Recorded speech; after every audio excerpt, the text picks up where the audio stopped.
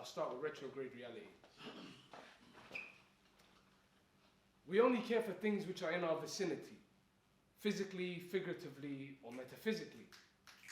Place value on people with familiarity, when in actuality, it should be basic humanity to show compassion and empathy, regardless of chemistry.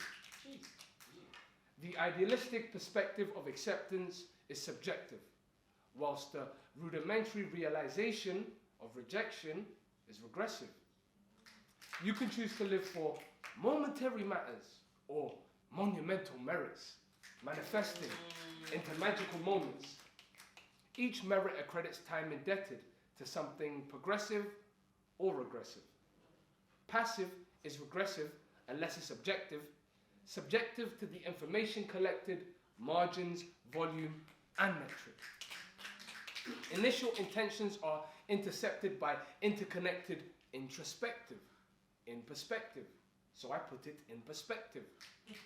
In hopes to come to a collective cognitive contraceptive for the IC3 in every intersection of legal interjection from the inception.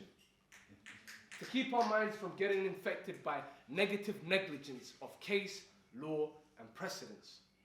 To debunk the diluted evidence based on lack of relevance to the subject matter in questioning. Well, what is the question? How can two people commit the same crime but one get more time? Like the law ain't colorblind.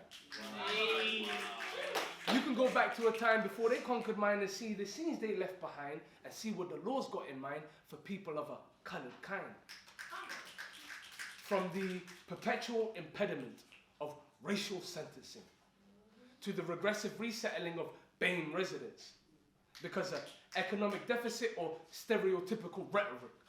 The idea that gentrification provides economic stimulus.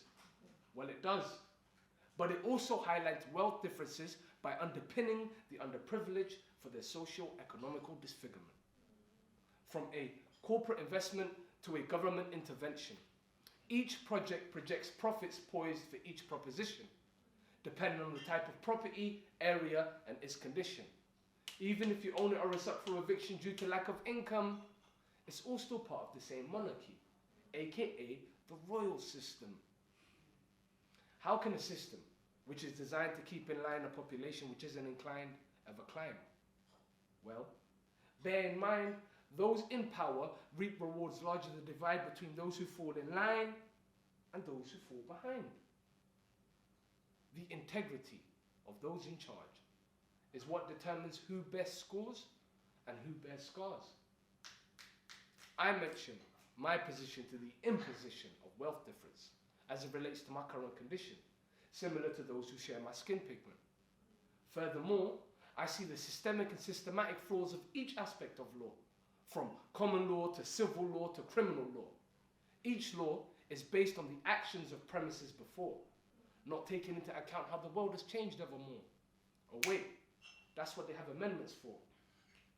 But the intended amendment clearly highlights that the law is intrinsically flawed, leading to self-deprecation of the intended cause. So, what are my actions for?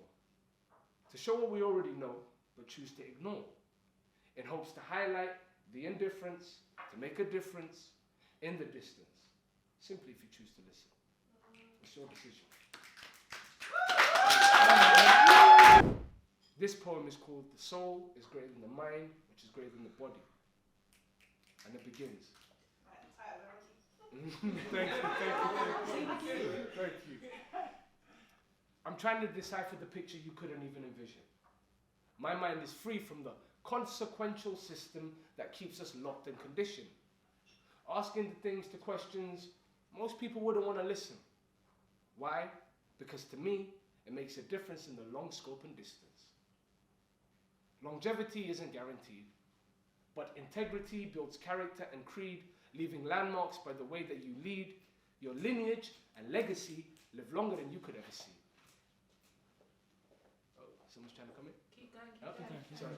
The paradox of personality is perpetuated by perspective. People tend to believe what they can touch, feel, and see, but at the end of the day, we don't know what could be. Posing hypotheses, but We can only wait to hope and see. Simplicity is the key to synchronicity. Linguistic liquidity mixed with creativity creates fluidity, with a plethora of possibilities to live differently, i.e. free of idiocies and impediments, which are vicious vices vicarious in their nature, oftentimes self-induced and reduced to the tight noose held so close, it becomes cutthroat. Oh, only if you had known how your own actions have shown the seeds you've sown leaves each to their own with their deeds and them alone. Because we are submerged within our own urges, only unearthed when they come to the surface, revealing our inner thoughts, biggest burdens, reliving vivid versions of images reoccurring, losing sight of your deeper purpose. So, live for yourself or lose your identity.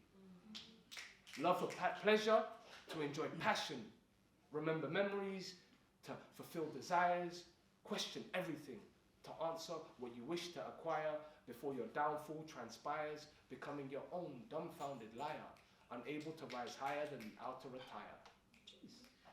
Look for truth where lies flourish, in order to acknowledge what's honest and find solace in a little space, i.e. old office, or a flourishing forest, finding new meanings. A flourishing forest, finding new meanings for the same things you believe in. It becomes self-revealing, in itself relieving any hidden feelings. Have a lovely evening.